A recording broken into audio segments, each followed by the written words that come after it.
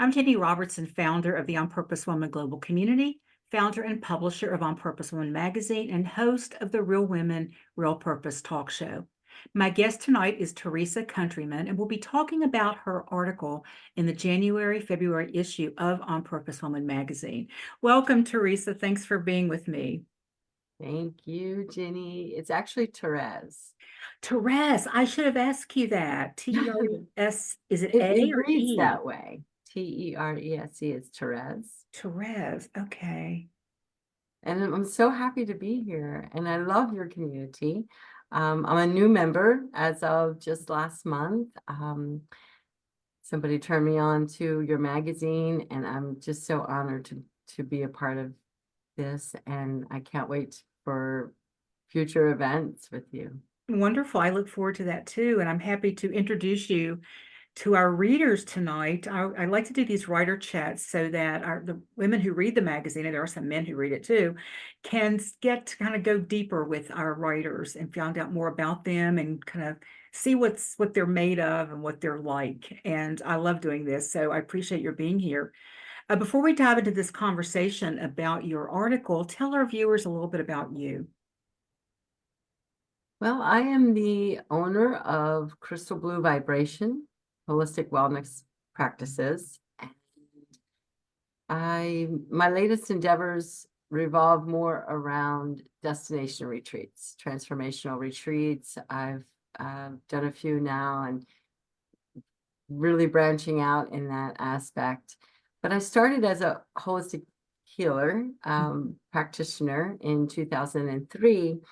And that kind of branched out. Holistic healing can really branch out into many, many modalities. So I started working with energy healing, I guess about 17 years ago or so, and have mastered and have been teaching that two different very potent energy modalities that I work with. So teaching those, and also neurodynamic breathwork.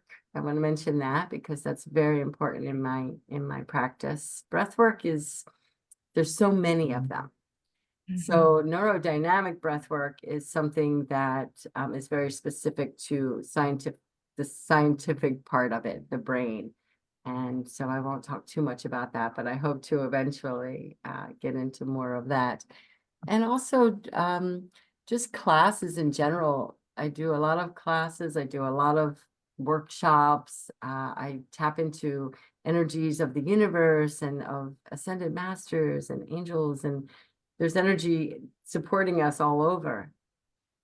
But then the energy within is really why we're here. And so those workshops and classes are, I think, the foundation of everything once we realize that we are energy. Thank you for that. And this is your first article in On Purpose Woman magazine, and it's called The Importance of Your Energy Body. And so I'd love you to start with, for anybody who's watching who they know that we're energy and they've heard some things, but they may not know as much as some other people about what you mean. So what is our energy body? So if you think about our subtle body, that's what the energy body is. It includes emotions and thoughts and actions that create vibrations, electromagnetic frequencies, so to speak. Every system of the body, we all know about the digestive system, about the respiratory system, but the energy system, the energetic system of the body is the most important. There's no system that can work without it.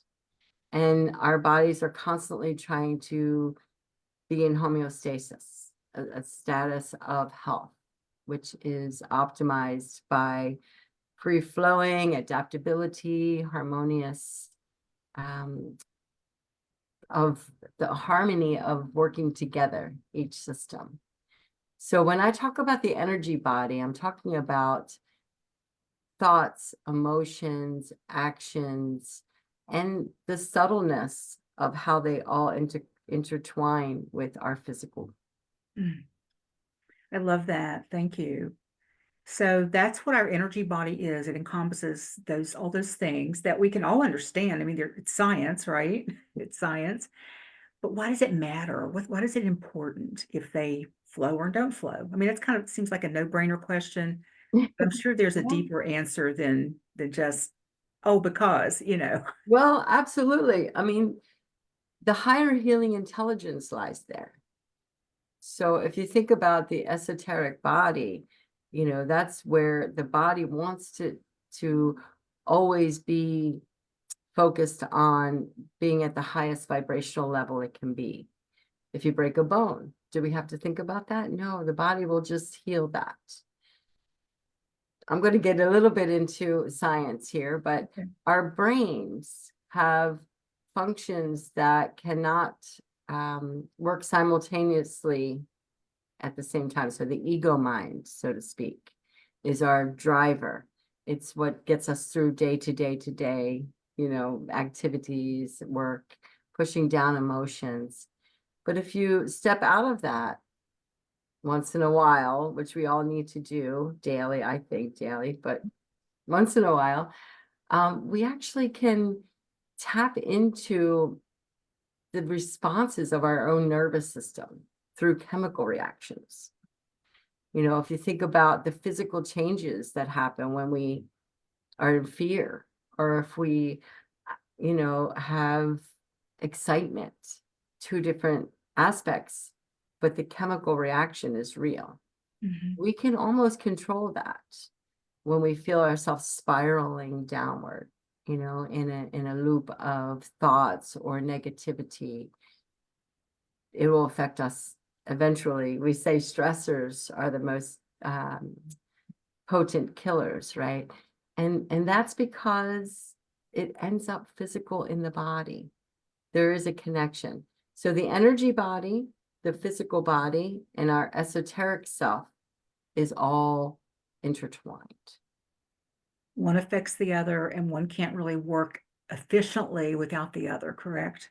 Yeah, we develop coping abilities. We're empowered, or we're negatively affected from the Mhm. inside out. And, we can stabilize specific parts of ourselves. We can alleviate pain or turmoil through focusing on raising our frequency. If you think about, I have actually a book that I wanted to just the secret language of the body. And I think, that it states in there like what the emotional consequences are in different parts of our body. I'm not going to get too far ahead of us, but if, even the chakra system, the aura, our aura can absorb energy. Our aura can give energy. We can feel somebody walking up on us because there's energy around everyone. That energy comes from the inside out, right? So if we're in a state of fear, if we're in a state of excitement, we can affect other people, and they Sure. can affect us as well. Yeah. And it can be as simple as walking into a room and going, "Ugh, Or walking I into don't think my people are nature. here." Yeah. Doing what? Or walking into nature. Yes, yes, there could be anything, but we have to be paying attention to it, right? We have to be aware that it's possible, and that's why you do what you do, because you help people become aware that they have this energy body and how much power they have using it and over it, really, once they learn the techniques and get the awareness of it. Is that correct? It is our superpower. Okay, okay. Yeah. So you write that chakras are the most significant energy centers. And I told you before we got on that I know a little bit about chakras, maybe more than the average person, but not a lot. So for somebody who just like chakra, I've heard of that, but what is it? Just give the basic cliff notes for what, do they still do cliff notes, I wonder? Or is that like, did I just lose like the 30 and unders, right? Or maybe the 40 and unders, I don't know. Anyway, give the kind of as basic as you can get to describe what a chakra is or the chakra system is. Okay, so in our energetic system, in every system, there's components, right? We've got organs and we've got other components. The chakras would be the organs of the energy system. Okay. There's 7 main chakras, which most people are aware of. There's 144 chakra centers in the body, actually. And then there's the meridian lines, in which acupuncturists work along the meridian lines, and there's points along that. And they're more the arteries and the veins of the energy system but the chakras, each one governs specific physical aspects, governs emotional aspects, and governs out into our life, our relationships, and how we show up. And so keeping them clear is like that free flowing thing I was talking about. Like if one chakra is blocked, it's like a kink in a hose. And it's supposed to be similar to like the cranial sacral fluid, how it's so slow and just so harmonious. So we want to keep that clear so that our whole system can work in conjunction with what health is supposed to be, the optimal health. Okay. And so one of the chakras is the heart chakra. And we Yeah. decided, like you said, there's 7 total, 7 main ones total. But we decided, since it is Valentine's Day, that we're going to concentrate on the heart chakra for the rest of this and for our examples. So how do we know if our heart chakra is blocked? What are some of the signs that we might be getting? The biggest, I think the biggest thing is our breath. Mm, When our breath gets stopped here, when we have fear, when we have insecurities, it comes from the heart. It comes from not trusting, not having unconditional love, right? Love is the name of the game today. So unconditional love and acceptance of ourselves and acceptance of others in their journeys, forgiveness, gratitude. These are all aspects of what the heart governs, the heart energy. It's actually the bridge between our physical selves and our esoteric selves, our spiritual being. So if you think about love being the center of everything. So how does it get blocked? It gets blocked by fear. It gets blocked by not trusting. It gets blocked by not having unconditional love, which is forgiveness and gratitude and all of the other things that we forget about often. But in order to strengthen it, I think the biggest thing that we need to do is focus on self-love. It's so interesting. Tonight, after we get off here at 7 o'clock, I have one of my connections after hours meeting, and I have 3 women on. We're going to be talking about self-love since it's Valentine's Day, and typically the conversation is about other love, right? And so we're going to be talking about that tonight. I don't know if you're busy at 7 o'clock, but if you're not, come over and join us there and add some of your expertise to it. And so you said that the breath will kind of tell us sometimes if our heart chakra is getting blocked. Does it that sort of shallow breathing or that kind of feel like something heavy is sitting on our chest and we can't quite get a full breath? Is that what you're talking about? Yeah, the tightness. Yeah. Tightness, the breath. If you watch a baby breathe, they breathe from their belly. We have a diaphragm, and the only purpose is to allow breath to go to the belly. And most people don't even use that muscle any longer. So if you think about extending the breath, it will actually extend our energy.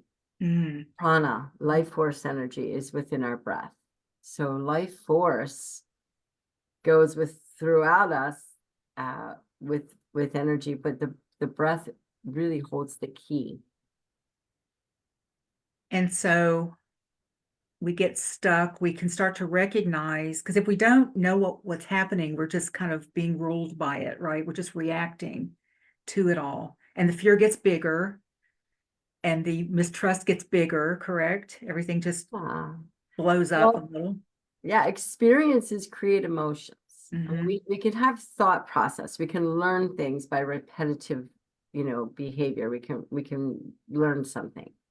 But emotions actually have a chemical reaction from the brain into the body. So the more you repeat a thought or a choice or a behavior or an emotion, the more the same neurons are firing, and it creates a long-term neural pathway in the brain, which affects all of the other systems. And that whatever that thing is becomes the absolute big old capital T truth for us, right? And then we see the world based on that truth. Yeah, our perceptions create our reality, of Yeah, course. yeah. And I know a thoughts lot become about that stuff, chemicals. but Yeah. so once you said that we can learn to unblock like a stopped heart chakra by learning to trust, or sometimes just taking deep breaths can help to unblock it, correct? Like, it's so interesting when you talk about the belly, because, what I've learned over the years is, as women, we were kind of taught, hold your stomach in. You never want to let your stomach out. And you have to let your stomach out if you're breathing correctly, right? Look at Absolutely. animals, look at a dog and a cat, and Yes. babies when they're not self-conscious about things, Yeah. but it takes practice, doesn't it, to do that? It takes practice, and it takes being comfortable in your body. Mm-hmm. Or We have actually to be knowing that you comfortable have in a our body body. below the neck, right? Yeah. I know for the first, I would guess 30 some years of my life, I think I was more of a talking head, just kind of going around and, living in perfection, living in good girlhood. I was a good girl and I did what people thought I should be doing. And I, took the job I should take, and I went to the college I should go to, and all of that. And then about 33, something just blew up and I just became this completely other person who went really far in the other direction.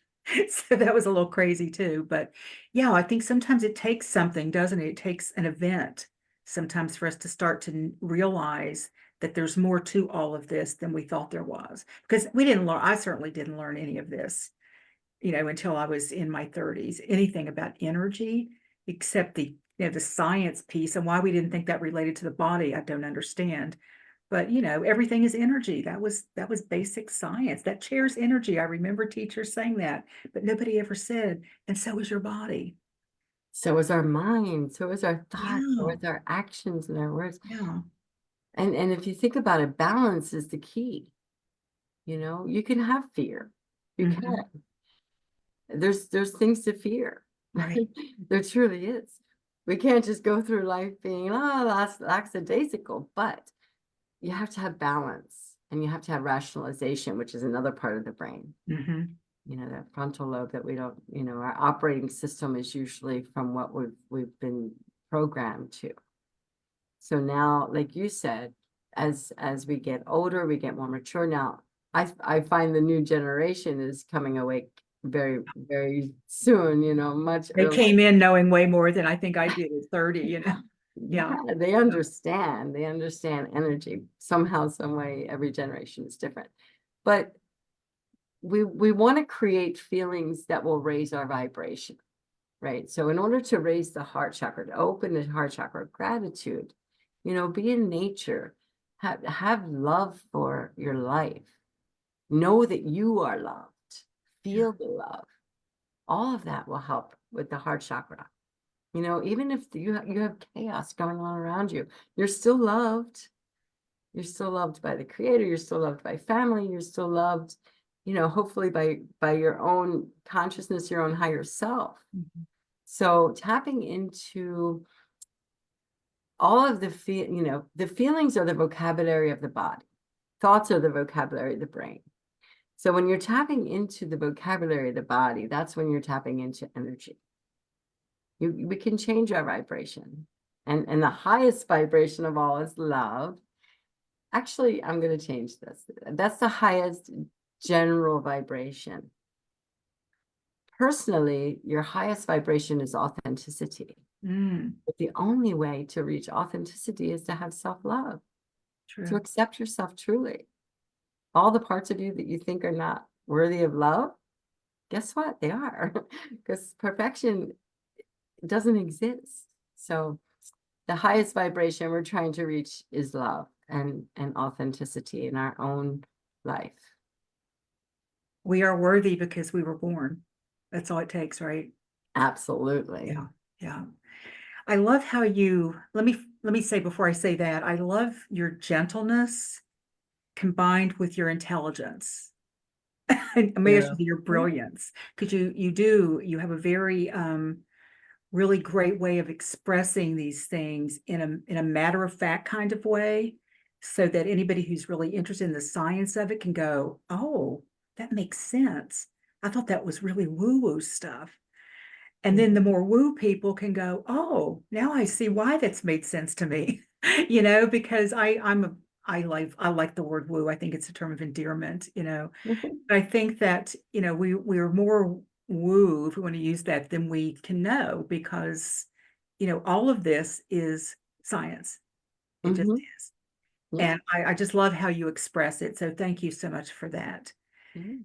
And let's see, what else do I want to say? I want to ask you, how can our viewers learn more about you? I know you have a Facebook page, correct? Yes. Crystal Blue Vibration, Holistic Wellness Practices is my Facebook page. Okay, and we're going to Holistic put that, Healing underscore Terese, Terese on Instagram. and we're going to put that in the text of this video, y'all. It won't be there right now if you're watching it live. It'll be there in a few minutes after we finish up. And also, do you see people via the internet on Zoom or anything, or is everything in person? I do both. I have a lot of workshops. Okay, So Neurodynamic is both. I have in-person workshops. I have one-on-one, in-person, and online. And I also have a circle. I have a breathwork circle that I do starting up weekly in March, but I've been working for years on uh, with that. Also, mentorship programs of all types of holistic wellness and remote energy sessions as well as in person. So that's one-on-one as well. okay. And in person is near Baltimore, the city, and you're Yeah. really close to downtown Baltimore. So if anybody's watching and you're in Maryland and you want to meet Terese up close and personal, this is a way to do it. Or if you're not, then you can connect with her online. And so, what is the most important idea you want to leave us with tonight? I would say raising our vibration and keeping balance.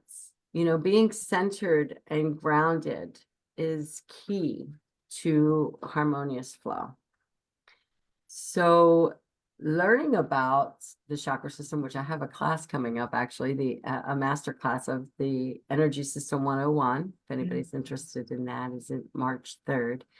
But just learning is power, knowledge is power, what each chakra governs. And then you'll be able to decipher for yourself where you're blocked. Mm, And then mm. you'll be able to change things from the inside out into your life. Keeping balance is key. Breath work is beautiful. It actually opens up your natural healing abilities. Coping mechanisms become stronger. And just all around trust in your higher healing intelligence and your higher guiding intelligence. Well, why wouldn't we want to know that, right? Yes. Yeah. You just reminded me of something, and I didn't know I was going to talk about this, so I don't have all the details, but you may be familiar with the woman, and I don't remember exactly what she did, but she was, I think, pretty high level in whatever career she was in, and she had a stroke. Are you familiar with her? She wrote a book about it, Is but her name really, Susan what was it? something? Susan something? I don't think so, but I'm not Okay. sure. But really, the point, we don't need to know all that to make this point, is that she was very aware. She got higher awareness during her stroke and recovering from her stroke about what else is out there. And she was able to communicate some when she was in the hospital. She had someone make a sign that said, "Be responsible for the energy you bring into this room." For her hospital room, because she wanted only high vibe energy from the doctors, from the nurses, from her friends who visited. She wanted anybody like getting mopey or, rushed or just any of that stuff. She only wanted high vibe. And I think that's something we can all say in our lives: be responsible for the energy I take into any space, right? Yes, we are responsible. Yeah. And, of course, we're going to absorb what's around us, but we can always change that too. Oh, I think so, And we because can I guard know. ourselves too, by the way. What was that? we can also guard ourselves. We can block certain things Mhm. if we know we're going into a certain situation. Yeah, I think high vibe energy always, always can overcome negative energy, can override it, can, Heal illnesses, yeah, disease, yeah. I mean, it's just an endless amount of, let's recover from everything. mhm. Oh, it's just been so great. Thank you so much. I'm so glad I got to meet you finally. And thanks for sharing your expertise, Mhm. your wisdom, and your heart with us tonight. I really appreciate it. I love being here and thank you so much. And I'm going to step into your 7 o'clock Good, good. call too. And I Thank want to thank anyone who's watching the Real Women, Real Purpose talk show live in the On Purpose Woman Global Community Facebook group, or you're watching on our YouTube channel.